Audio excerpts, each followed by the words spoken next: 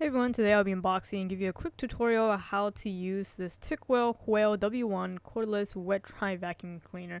Quite a mouthful, but basically it's a very small, compact, wireless vacuum cleaner that you can use to simultaneously basically sweep and mop your hardwood, tile, and other hard surfaces as recommended on the product listing. So first, starting off with the unboxing, it's pretty straightforward. It's packaged relatively well, no damage I saw when I first got it. You of course have your instruction packet, an extra roller as well as a cleaning brush for it, as well as the handle disconnected. The bottom piece is also disconnected. There's the power cable down there as well. The main body of the unit with two canisters, one for the water fill up and the other one for the sewage. It has a proprietary battery, which is a cylinder shape, as you can see right here. So now to assemble this entire vacuum, which was very simple and straightforward.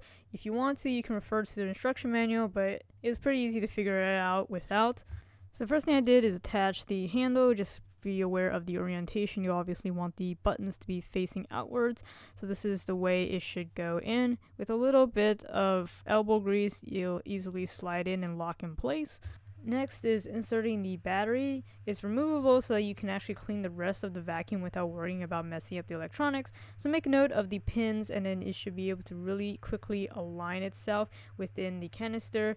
And if you had to remove the battery, there's a very simple button that's spring-loaded that you can push on in order to lift the battery out of the canister. So with the vacuum cleaner itself completely assembled, now we move on to the docking station, which is equally as easy to assemble. So you have the main frame. This is completely made out of plastic, no electrical components, so you can very easily clean and maintain. You can see there are rubber grips on the very bottom there, so it doesn't slide around on a smooth surface. And then the back piece is where you attach the charging component to it. So it's very simple too. You just have to push down on this plastic piece in the back so that it will slip and lock in place like so. And then you can see there's a pin on the right side there that you would insert the proprietary power cable. So here it is there. Let me plug it into my regular 120 volt outlet, and then you go ahead and connect it to the docking station.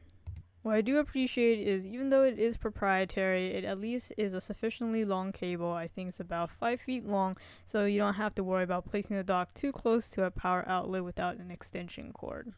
The connecting charging port on the vacuum is right here in the back. It is pretty much sleeved and covered.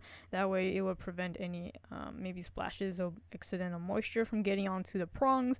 So you just have to align that part up with the dock right here in the back. There is a little bit of a trick to getting it on. It's not as easy as it may seem because it is designed in a way that you can't completely dock it when it's in the right angle lock position. So you want to kind of unlock it so that it will fit onto the docking station a little better, like so. You know it's properly receiving a charge when that LED light turns red, and once it's green, that means it is fully charged. Now let's look at the underbelly of this thing and see how it kind of works. So you can see that brush mop roller right there front and center. That's the white stuff right there. That is very easily replaceable. I can show you that in just a minute. But you also see the standard wheels in the back to help you transport this thing. You can see the model right there, as well as the voltage and other electrical details that it requires. While it does have a self-cleaning feature, which basically tries to suck up all the gunk into the sewage tank, but some of the hair and other larger pieces of gunk might not be able to get through, or it may also just be easier to simply remove it as so that you can hand wash it or dry it out in another manner, maybe put it out in the sun. So you can easily do that in this way. Just pop off the cover and then pull out the roller. Or if you want to eventually replace it with their extra one that they come with, you can do that as well. But before you start vacuuming and you want to use the mop feature, you gotta remember to fill up that tank. So there's no actual labels on the canister, so it might be a little tricky at first to figure out which one's which, but it's pretty obvious once you try to pick out one of them. So starting on the left, if the wheel is facing you, this is actually the sewage tank. This is all the suction gunk that gets pulled through the vacuum. And you can pretty easily tell because it has that hose attachment directly to the exhaust of the vacuum. On the flip side, same way to remove it as the sewage tank. is the reservoir for the cleaning solution. How to fill it up isn't super intuitive. You actually have to flip it upside down and remove the cap from there. It's a relatively small reservoir, only 400 milliliters, so if you are covering a large surface, do expect to be filling this up quite a bit. Though an important note to point out in the instruction manual is the cleaning solution ratio. So you don't want any more than 1:40 ratio of the actual detergent that you're using to the water solution to prevent any damage to the motor. Now to operate this vacuum is really simple. It has two buttons. One is power and then the other one is to change the actual suction speed. So this is the sound when it's on the low suction speed. This is the higher suction speed. And then behind that is the cleaning solution spray button. It's pretty easy to use, and what I like about it is if you accidentally also press either the power button or the change in suction speed, it won't accidentally turn off the vacuum. It's a nice feature to have because of the button placement anyways.